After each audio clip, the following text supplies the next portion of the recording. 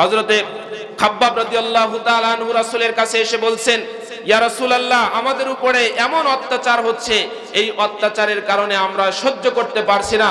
রাসূল, আল্লাহর কাছে আমাদের জন্য একটু দোয়া করুন।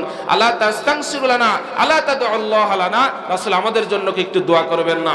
নবীজি বললেন, কানার রাজুলু ফী মান ক্বাবলাকুম ইউহফারু লাহু ফিল আরদ, তোমরা অস্থির হয়ে পড়েছো যে তোমাদের উপরে অত্যাচার করা হচ্ছে। ইতিপূর্বে ঈমান গ্রহণ করার কারণে কানার রাজুলু ফী মান ক্বাবলাকুম, ঈমানদারদেরকে ধরে নিয়ে এসে বুক পর্যন্ত পুঁতে ফায়ুজাউ বিল মিনশার, করাত আনা হলো।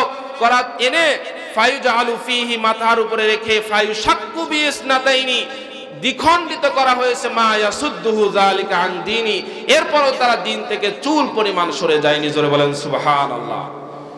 শুধু তাই নয়, ওয়াইমশাতু বিইমশাতিল হাদীদ মা দুনা লাহমিহি মিন আযমিন আও আসাবিন, লোহার তৈরি চিরুনি আনা হয়েছে।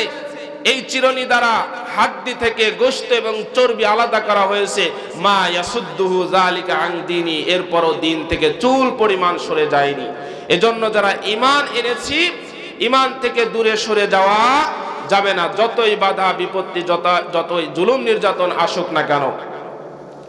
জেলে ভরে জুলুম করে এমন ভাঙা যাবে না, অত্যাচারের শিকল দিয়ে এমন বাঁধা যাবে না। মোরা শক্ত হব সীসার মতো, আসবে বিপদ বাধা যত, লক্ষ প্রাণের খুন ঝরাবো, ধিক পরাজয় মানব না, ধিক পরাজয় মানব না।